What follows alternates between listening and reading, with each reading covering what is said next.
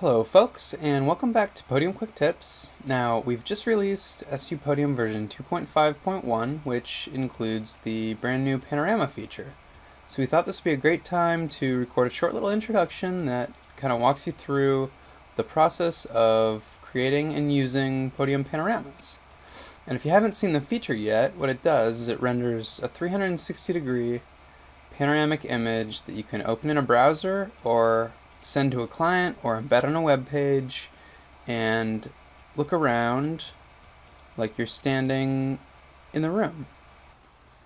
Okay, so let's go ahead and get started. I've switched over to SketchUp and opened up a model by Nat Ellis. This is the same model that you guys were seeing in the example panorama just a few seconds ago.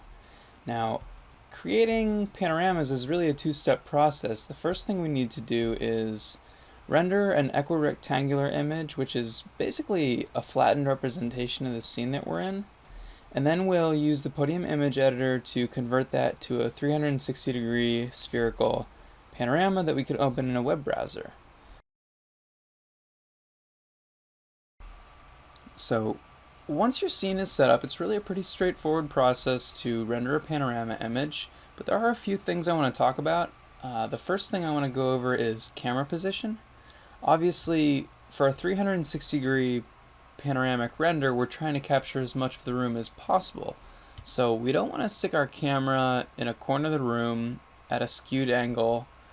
We want to move the camera as close to the center of the room as possible and use a neutral camera angle. Now, the new version of Podium, I'm just going to tilt the camera down and aim it at the floor here. The new version of Podium includes a little utility in the Extensions V2 Plus Tools menu called Reset Tilt. And if you select Reset Tilt, it's just going to return the camera to 0 degrees.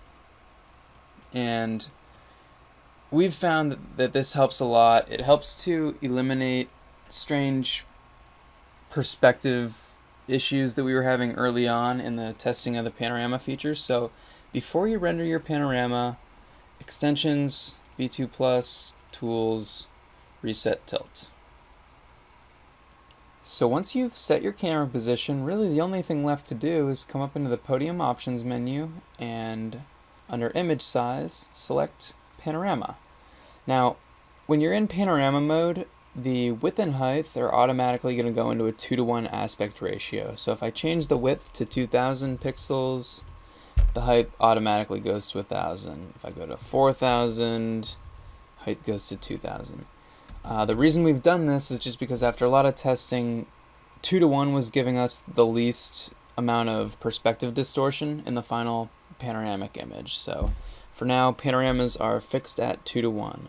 As for resolution, you obviously want to render as large as possible, but this is going to be limited by your own time constraints. For now, we recommend you aim for at least a width of 2000 pixels. Anything less than that, and you're probably going to start noticing some pixelation on full screen panoramas on larger screens. You might be able to get away with less, but try to shoot for a width of 2000 pixels. And after that, I can hit OK, and we are ready to render. So I'll render this image, and then we'll switch over to Podium Image Editor.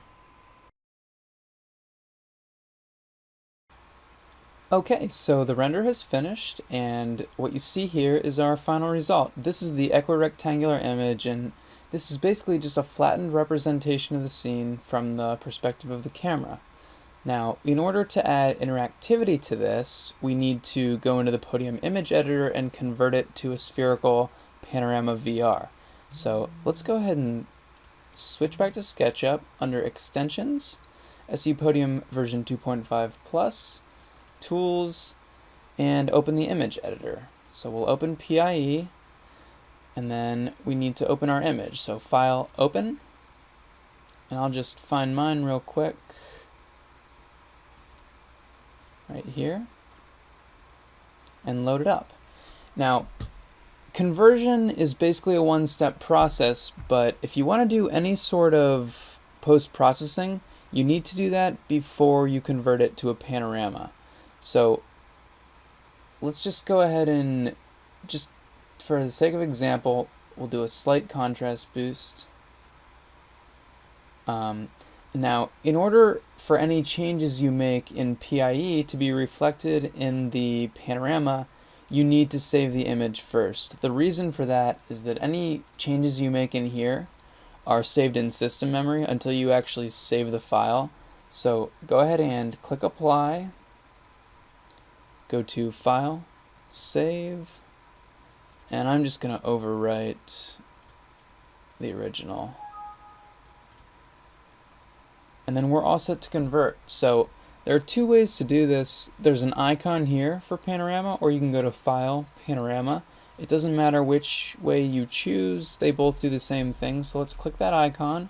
A little dialog is going to come up, and it's going to tell you that the Panorama HTML file is going to be saved to the same folder as the original image. That's extremely important. The panorama won't work unless it's in the same folder as the image, so these two files need to stay together. Go ahead and click Create Panorama. It's going to convert it and automatically open it. And there you go. We have our panorama. It's really as simple as that. And I'll just show you the folder that we're in real quick. As you can see, you have the original equirectangular image, and then it's also created an HTML file, which can be opened in a browser. Oops. So I'll just open this in Firefox, and we're right back to where we were a second ago. So that's the basic panorama process. As you can see, it's really a pretty easy to use feature once you have the workflow down, and the result is very cool. So we're going to go ahead and end the video here. We'll put information about sharing panoramas with clients and embedding on web pages down beneath the video on the panorama page. So I hope you guys were able to follow along and have a lot of fun playing with the new feature. Thank you so much.